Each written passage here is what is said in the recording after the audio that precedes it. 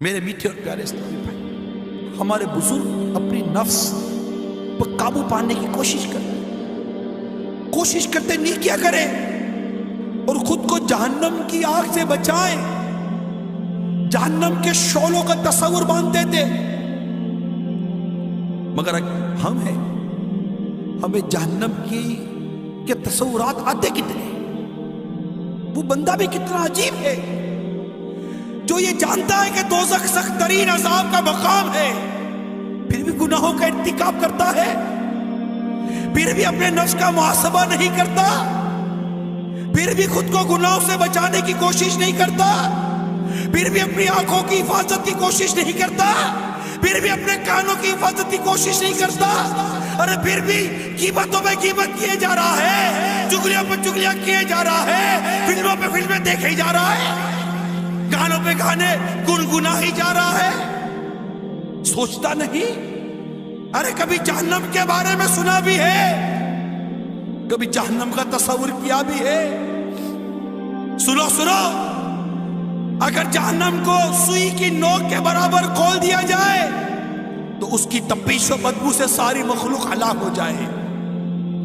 اہل جہنم کا جو مشروب پینے کے لیے دیا جائے گا، اہل جہنم کو جو مشروب پینے کے لیے دیا جائے گا وہ اس قدر خطرناک ہے کہ اگر اس کا ایک ڈول دنیا میں بہا دیا جائے تو دنیا کی تمام کھیتیاں برباد ہو جائیں، نہ اناج اگے نہ پھل۔ کبھی سوچا؟ جہنم کا تصور کیا؟ جہنم کے سانپ اور بچھو بے حد خوفناک ہیں، حدیث شریف میں ہے جہنم میں عجمی اونٹوں کی گردن کی مثل بڑے بڑے سانپ ہوں گے جو دوزخیوں کو ڈستے ہوں گے، وہ ایسے زہریلے ہوں گے کہ اگر ایک مرتبہ کاٹ لیں گے تو 40 سال تک ان کے زہر کی تکلیف نہیں جائے گی، اور لگام لگائے ہوئے کھچروں کے برابر بڑے بڑے بچھو جہنمیوں کو ڈنک مارتے رہیں گے، ایک بار ڈنک مارنے کی تکلیف 40 سال تک باقی رہے گی۔ ترمذی کی روایت میں ہے جہنم میں سعود نامی آگ کا ایک پہاڑ ہے جس کی بلندی 70 برس کی راہ ہے، کافر جہنمیوں کو اس پر چڑھایا جائے گا، 70 برس میں وہ اس بلندی پر پہنچیں گے، پھر اوپر سے انہیں گرایا جائے گا تو 70 برس میں وہ نیچے پہنچیں گے، اسی طرح ان کو عذاب دیا جائے گا۔ جہنم کے ایسے ایسے خوفناک عذاب کا تذکرہ سننے کے باوجود بھی جو گناہوں سے باز نہ آئے اس پر واقعی تعجب ہے، جو خیال نہ کرے، سوچے نہیں، بے باکی۔ ارے بے باکی کیسے بے باکی؟ آخر انسان کو اس دنیا نے کیا دے دیا اور دینا بھی کیا؟ اس کی رنگینیوں میں گم ہے، لوٹ مار میں مصروف ہے، قتل و غارت گری میں مصروف ہے،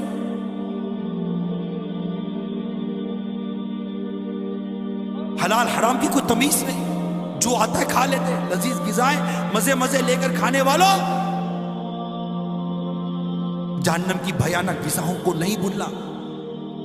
ترمذی کی روایت میں دوزخیوں پر بھوک مسلط کی جائے گی تو یہ بھوک ان سارے عذابوں کے برابر ہو جائے گی جن میں وہ مبتلا ہیں، وہ فریاد کریں گے تو انہیں زہریلی کانٹے دار گھاس میں سے دیا جائے گا جو نہ موٹا کرے نہ بھوک سے نجات دے، پھر وہ کھانا مانگیں گے تو انہیں پھندا لگنے والا کھانا دیا جائے گا تو انہیں یاد آئے گا کہ وہ دنیا میں پھندا لگے نوالے کو پانی سے نگلتے تھے، چنانچہ وہ پانی مانگیں گے تو ان کو لوہے کے زنبور سنسی سے کھولتا ہوا پانی دیا جائے گا، جب وہ ان کے منہ کے قریب ہوگا تو ان کے منہ بھون دے گا، پھر جب ان کے پیٹ میں داخل ہوگا تو ان کے پیٹوں کی ہر چیز کاٹ ڈالے گا۔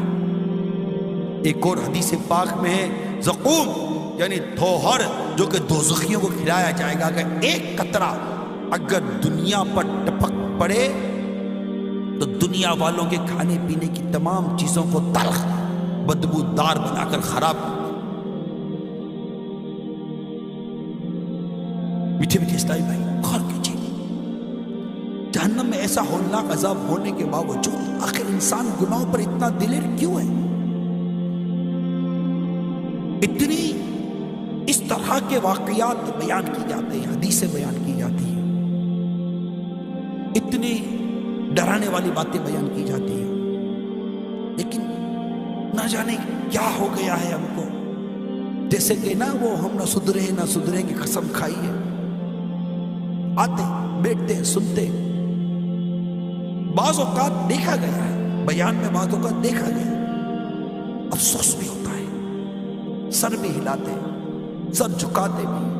حقیقت یہ ہے کہ بعض اوقات آنسو کے قطرے بھی ٹپک پڑتے ہیں، احساس بھی ہونے لگتا ہے، خود سے بات بھی کرتے ہیں بعض اوقات بیان کے دوران، یار تو کر کیا رہا ہے، کیا کر رہا ہے، ذرا سوچ تو صحیح، اپنی زبان کے بارے میں کچھ تو تصور کر کہ جس کی زبان گناہ کرتی کرتی گزر گئی اور وہ بغیر توبہ کیے مر گیا. ایک تصور تو کر. اور اسی زبان سے اگر قیامت کے دن لٹکا دیا گیا، نکال کر لٹکا دیا، زبان سے لٹک رہا ہے، اے تصور تو کرے. جن آنکھوں سے بدنگاہی کی، جہنم کی آگ کی سلائی ان آنکھ میں ڈال کر کھچ سے نکال دی جائے. تصور کرے. ارے جو کم سے کم جو تصور کیا جا سکتا کرے، کیا تصور کریں گے؟ جھڑجھڑی سی آتی ہے، جھٹکا سا لگتا ہے، مگر میں یہ پوچھتا ہوں، یہ جھڑجھڑی، یہ جھٹکا، یہ افسوس، یہ شرمندگی، یہ سر جھکانا، آخر یہ ہماری تبدیلی کا سبب کیوں نہیں بن رہا؟ آخر ہم کب سدھریں گے؟ آخر ہم کب بدلیں گے؟ آخر ہمارے گھروں کا ماحول گناہوں سے پاک کب ہوگا؟ کب ہمارے گھروں میں گانے باجے موسیقی کی آوازیں بند ہوگی؟ کب ہمارے گھروں میں بچوں سے لے کر بڑوں تک سارے کے سارے نمازی بنیں گے؟ ارے کب ہمارے گھر کی عورتیں شرعی پردہ کریں گی، مدنی برقع پہنیں گی؟ کب ہمارے بچے نمازی ہوں گے؟ کب؟ ذرا سوچیے. ارے کب ہمارا روزگار انتہائی حلال اور پاکیزہ روزگار بنے گا؟ کب؟ سوچو. ارے کب فلمیں ڈرامے دیکھنا بند کرو گے؟ سوچو. کب شراب چھوڑو گے؟ سوچو. کب؟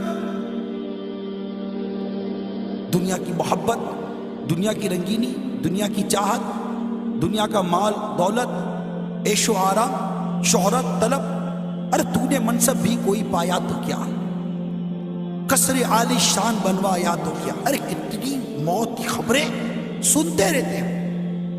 ارے کبھی موت کی خبروں کو سن کر اپنی موت یاد آئی ہے یا نہیں ہے کبھی؟ کہ میں بھی مروں گا، کسی دن میرا بھی پیغام ہو سکتا ہے دنیا میں نشر کیا جائے گا کہ یہ بھی مر گیا، یہ بھی گیا، اس کا ٹائم بھی پورا ہو گیا، فلاں دن فلاں نماز کے بعد اس کا بھی نماز جنازہ ہے. کیسے؟ بس مر گیا. مرنا تو ہے نا. بھی یہی ناز اٹھانے والے منو مٹی تلے قبر میں داب کر آ جائیں گے اکیلے، اندھیرے قبر میں اکیلے ہوں گے. کوئی نہیں آئے گا، کوئی نہیں آئے گا. ماں باپ بھی نہیں ہوں گے، بیوی بچے بھی نہیں ہوں گے، دوست یار بھی نہیں ہوں گے، کوئی بھی نہیں ہوگا. اے لوگوں میں رہ کر قبر کو بھولنے والوں، اس قبر کو یاد کرو جس میں تنہا رہنا. یہ نہیں ہو سکتا کہ ہماری قبر میں کوئی لائٹ جلائی جائے گی.